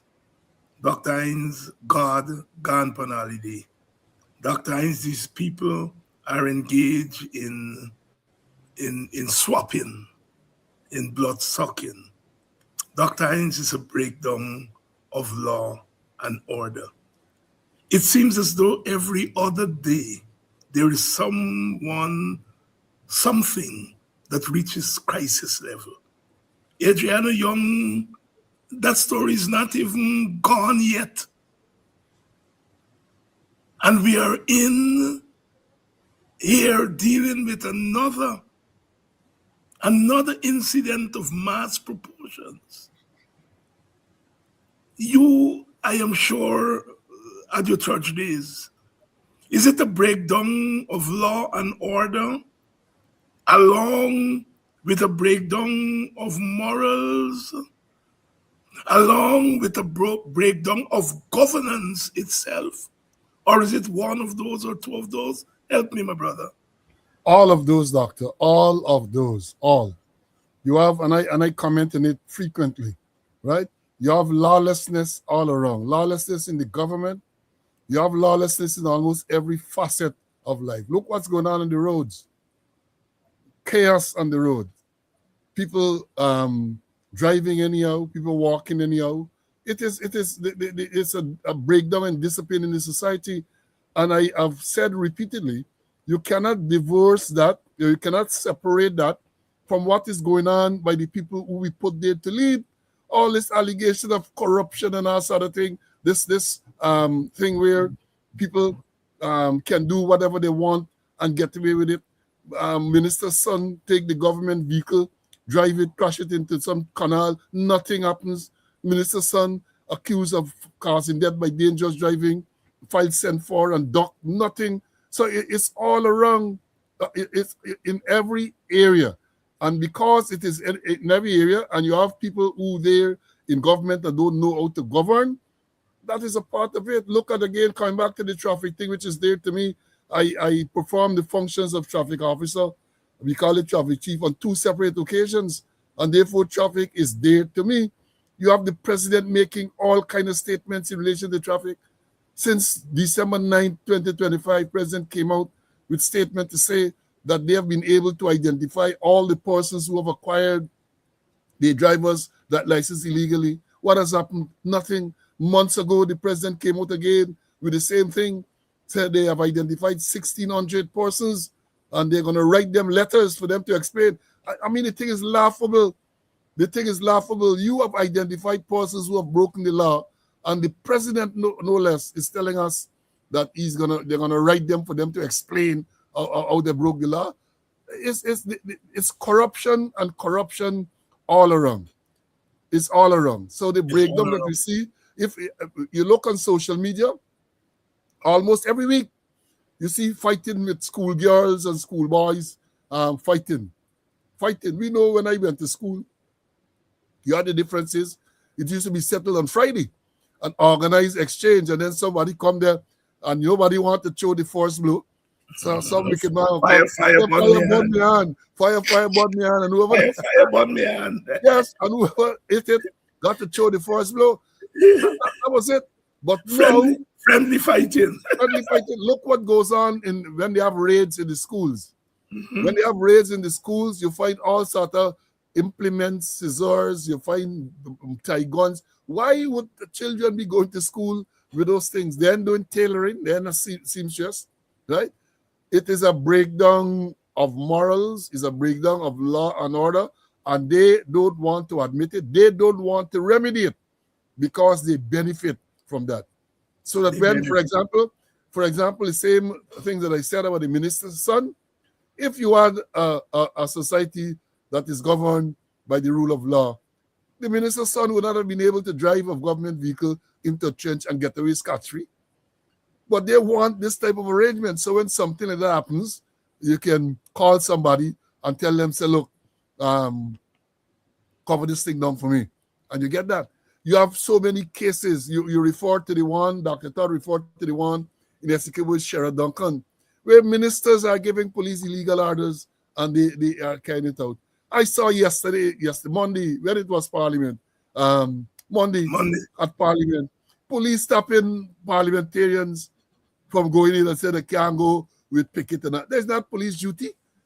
Dr. Todd talk about Sunday at the Umanayana, where policemen at the gate to stop me from going. That is not police function. That is not police function, but that is what you have. You had a case at the stadium where the fireman reversing a truck, and the truck came into contact with a car that is assigned to the minister, Minister Ben, right? Had him locked up. See police manhandling a fireman in uniform, trying to lock up. When no offense was committed, absolutely no offense, because even if the fire engine struck the car as it did, the place is not a road, so you can't charge even no traffic offense. But that is what you have. That is what you have. Paul, God, I mean, you probably were prevented from becoming commissioner of police because you were given orders by none other than the head of state, and you said, not me. What is it that is different from your worldview? What is it different? What is the difference between your worldview that compels you to act in that way and the worldview of some of our sons and daughters who are acting the other way? It's about knowledge. No, you have to know your work. As we say, you know your onions, you know the law, and therefore when anyone comes to tell you, regardless of who that person is, whether the president or not, could come to tell you to do something which you know is unlawful, you have to tell, I mean, you're not going to be disrespectful. You have to tell them in a very polite way, let them know that is not going to happen. And I did that with Jagdeo. I told him that. And then we know I did that with Gadrach too. Very politely told him, say, well, look, the firearm could not be returned. And if at this stage, the investigation had not reached that stage, and what they're going to try to bully you, what they don't know, I am not going to be bullied because I knew that I had the law on my side. I was perfectly correct. The problem that you have now, you have people in positions, including the very senior positions. As we say, they don't know, they ace from the ass, they don't know. So whatever they're told to do, they do. And one of the things too, they come to recognize that is the way, that is a means by which they're going to be recognized and promoted, right? They recognize that. You break the law and you're going to be rewarded. I like to use the example of the officers in charge of Region 1, Christian Dat Ramana, right? The man arrests a lawyer because she advised her client that he should not sign a statement. He arrested her, right? They sued, and Mr. Mika Clark sued and got judgment against the state. The man is promoted. The man is promoted. So what do you expect? What do you expect? The man is promoted. You have so many other cases where people do the gods and they are promoted. So therefore, there's no incentive to follow the straight and narrow. Conversely, you have people who are following the straight and narrow and are denied promotion. That is the story. That is Dr. Todd, let me ask you to put on your partisan hat here. You know, my students always, they ask me, Dr. Hines, why, what is it about, black teachers? You all are teaching politics and then you slip into John Coltrane and Bob Marley and then you slip from that and you go on to poetry and so on. What is it? And I have to explain that we have always been compelled to operate at different levels. And here tonight, I mean, you, the policeman, the lawyer, the teacher, I want you now to, as the activist, tell us, we've seen the APNU very active, along with WIN and even the Forward Guyana movement, but I will leave it for them when they come on the show to talk about their thing. What is the message of the APNU? You all have been out there as we go forward with this issue, because we heard Nandla last night, and I'm going to deal with him eventually, said that we were gyrating in the National Assembly, and we were beating drums. We didn't have any drum there, but you hear what the man said? We were gyrating, and we were beating drums. He's speaking to the African, and he's deriding the African. We walk with rhythm. We talk with rhythm. We ain't gonna get thing to dance. We were demonstrating, and if we demonstrate with rhythm, God bless me with it. But what the man is saying, that we were being lawless, and he's invoking the drum, which is sacred. But anyhow, I gonna deal with that on another program. But so we saw the demonstration in Parliament. We saw demonstrations also outside of Parliament. You all are, calling for the ministers to go as we move forward in the next couple of days, talk to our people about how we are moving.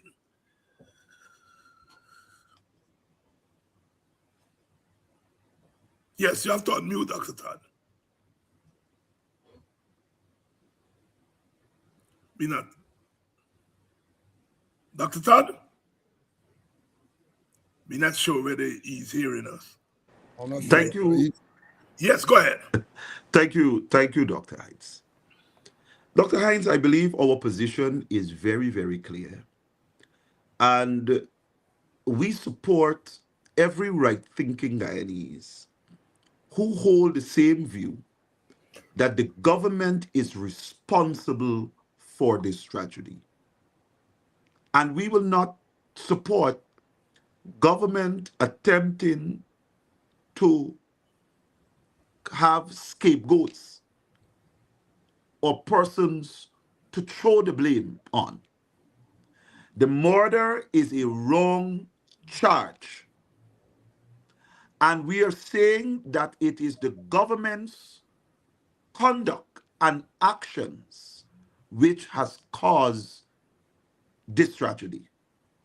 We are saying that this murder charge, which has been thrown upon these Guyanese persons, we are saying, all Guyanese, your eyes must be open.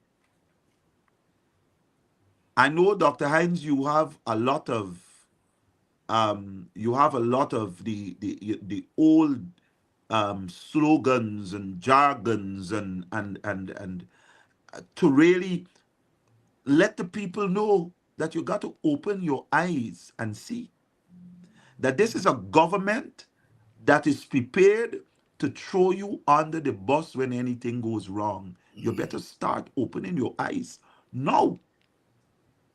Some people are fearful. Oh, I'm securing. I want to secure my job, and I gotta feed my family. Listen, it's better you fight them for standing up. And if they try to victimize you, you fight them on that, than to remain silent and just allow yourself to continue to do an act, even where you know that you do not have the tools or the protection to do it. Anything goes wrong, they're throwing you under the bus. There have been pockets of... Our message is very, very clear that your eyes got to be open. And we are going to not only Guyanese all over, all across this country, must recognize that we are not in an ordinary time. This time is very serious. The survival and sustainability of this beautiful country calls on us to act now. And we who are sitting here must be so convicted in our hearts that if we don't act now, we would have failed many generations to come. We have recognized that the system is rotten. This government has absolutely no care and love for this country. Absolutely no care and love for its people. They're only interested in themselves, their friends, their families, their favorites. They're only interested in amassing wealth so that they can better their generations. But they care less about who dies in this country. They care less about who is able to survive in this country. And this is a mindset that we, the people in the APNU, have seen clearly that it is justified, that we are experiencing the most uncaring government in the history of this beautiful country. We are their own people, their own PPP people, stand up and say to them that y'all are far off from the political philosophy of Teddy Jagan. Far off.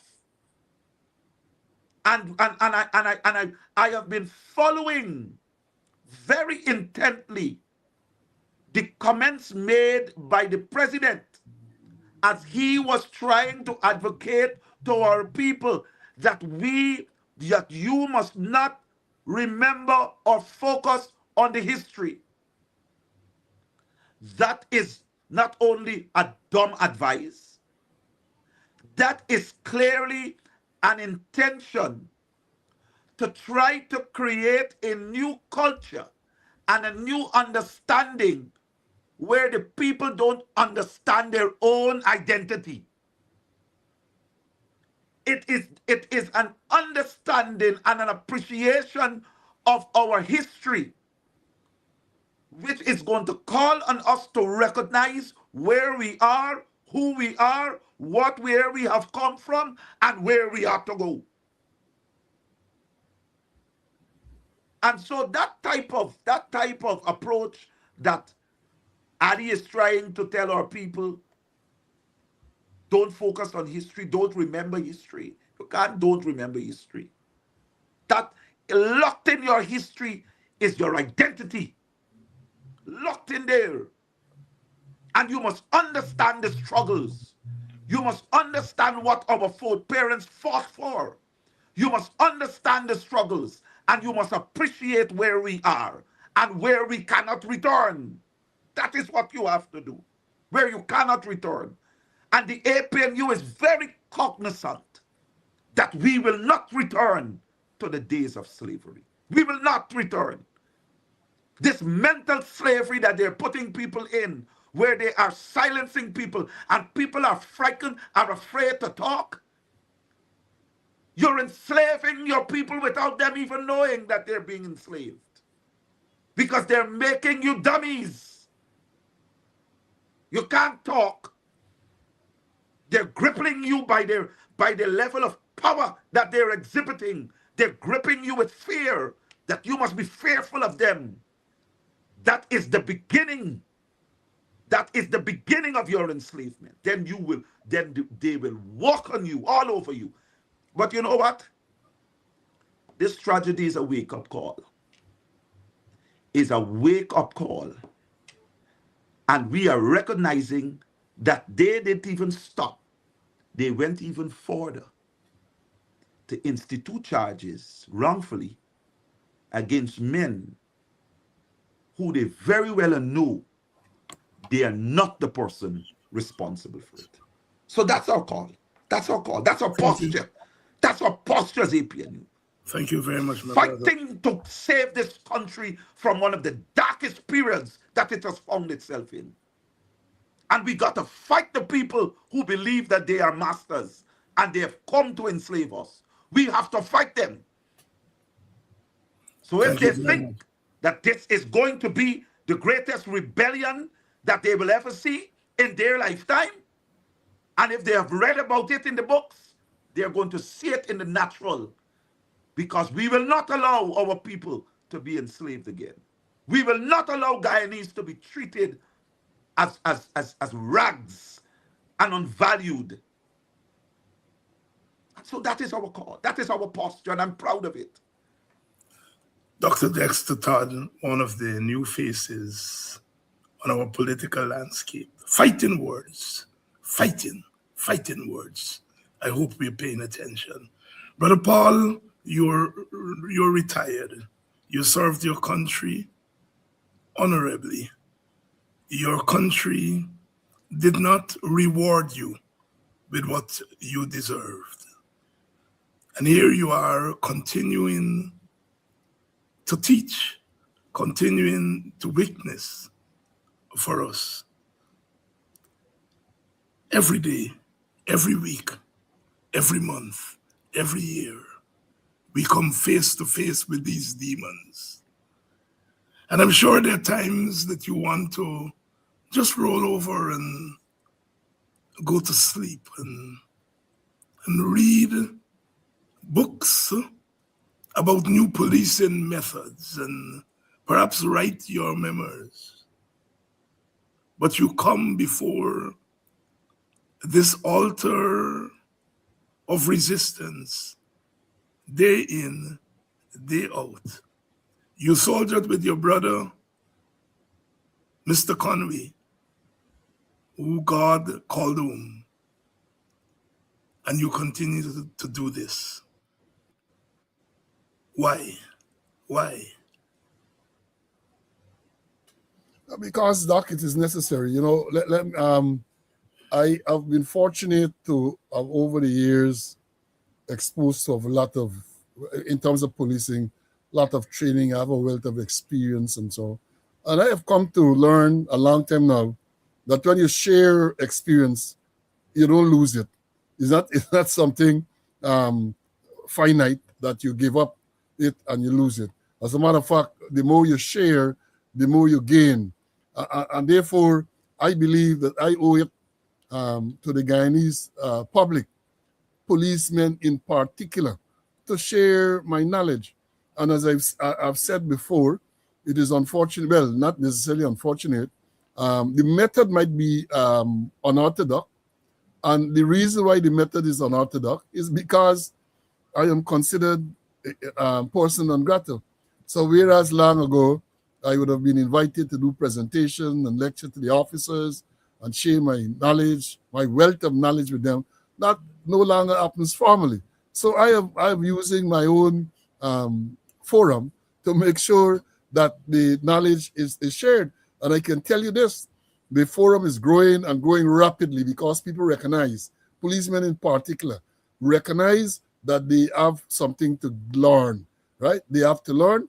And I am not one of those who mislead people. I tell you them like it is. What is the law? What is the correct thing? Because unfortunately, in the few sessions that they have, the few formal sessions, some of these things are not taught to them. Some basic things that I thought would have been basic. People have said to me, well, you know, Mr. Slow, we were never taught that, and so on. So I'm on this mission to make sure that I impart the knowledge. Thankfully, the Lord has blessed me with health and strength, and my faculties are intact. So therefore, I'm going to use this opportunity to pass on and to continue to fight. We cannot give up. We cannot give up. If we love Guyana, we have to make sure that we continue the fight to make sure that, as the background says, and my thing there, speaking out, exposing corruption and incompetence, I will continue to do so. I am doing it for almost 5 years now, and I will continue to speak out to expose corruption and incompetence. The thing is now, it is becoming more and more demanding because of the levels of corruption, right? And the frequencies, almost every area, you see these things coming. And I'm gonna continue to talk about it. So I would normally tell the people I refer to as my students, I'm gonna be here. I'm in for the long haul. I'm in for the long haul, and be assured that I am going to continue the fight against corruption and incompetence. And that is because of my love for my country. Love for country. Dr. Todd and Mr. Paul Slow, thank you all very much for coming onto this program tonight. There are days when you're down, but there are days when you look up and stand firm. If someone asks me, what did you do today, Dr. Hines? I'm very glad to have to say to them, I interviewed Paul Slow and Dexter Todd, and they have imparted knowledge and perspective that can only give us hope. This tragedy, as we have been saying, is a reflection of a larger tragedy, which is Guyana. And because we have given so much to this country, our ancestors came here, some against their will, some by accident, some semi-intentional, but we are here. And for all intents and purposes, we're not going back to Africa. We're not going back to India. We're not going back to Madeira. We are here, sharing this space with our indigenous sisters and brothers who have suffered the biggest loss here. But the rest of us who came to these shores on boats, on ships, we know the vulnerability of people who have to travel on ships. We know what it is for our bones and our bodies to dwell at the bottom of the ocean. And it is that brings us together at this moment. It tells us that we have to fight. As both Dexter and Paul have said, this is about fighting. Not fighting to defeat some individual out there, but fighting to defeat a system and fighting to defeat those who are holding on to a system that is intended to turn us into beasts. But that will not happen. I'm glad you all came out in numbers tonight. And I keep speaking about the sense of duty that I see from this audience and audiences. Dr. Todd will speak on Mark Benchop, as he did a few nights ago. You speak on Mr. Last night you were on Conversation with Wilford Bork, and he will speak on Sherrod, and Paul will speak on his program, and he will speak on other programs. But you all will still come to listen to them on this program. You know why? Because you all understand something called perspective. We are a multi-perspective people. We know when we're on water, what to do. We know when we face fire, what to do. We know when we face judgment, what to do. We know when we face our gods, what to do. And we know what freedom demands from us. Go to sleep tonight, but get up tomorrow and do like the people of Den Amstel did early this morning before the sun rose. Do what the Amerindian People's Association did in front of the office of the president. If you can show your face, show your faces. If you can show your disdain, show it. If you can show your anger, show it. We must not rest. Day after tomorrow, we will be observing emancipation of the African from bondage. But that observation has come to signify a larger emancipation. And this year, our emancipation observances cannot ignore this latest tragedy. Guyana has become a dangerous place, perhaps the most dangerous place in our Caribbean. And we have to bring it back to sanity. Good night. And thank you all so much for being with us. We come back tomorrow night for another edition of Politics 101, where we organize, we mobilize, and we witness for a better tomorrow.